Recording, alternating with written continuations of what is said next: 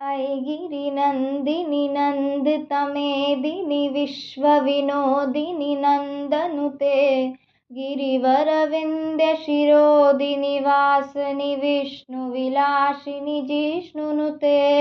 भगवति हेशितिकण्ठकुटुम्बिनि भूरि कुटुम्बिनि भूरि कृते जय जय हे महिषासुरमर्दिनि रम्यकपर्दिनि शैलसुते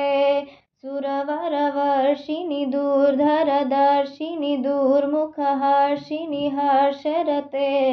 त्रिभुवनपोषिणि शङ्करतोषिणि किल्बिषमोषिणि घोषरते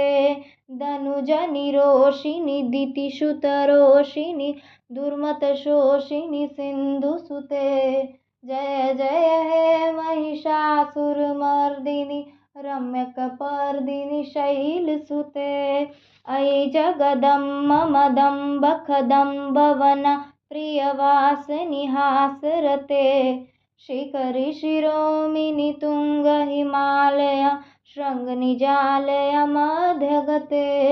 मधुमधुरे मधुकैटभगञ्जिनि कैटभवञ्जिनि रासरते जय जय हे महिषासुरमर्दिनि रम्यकपर्दिनि शैलसुते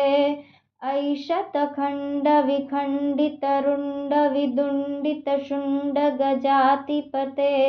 रिपुगजगण्डविदारणचण्डपराक्रमशुण्डमृगाधिपते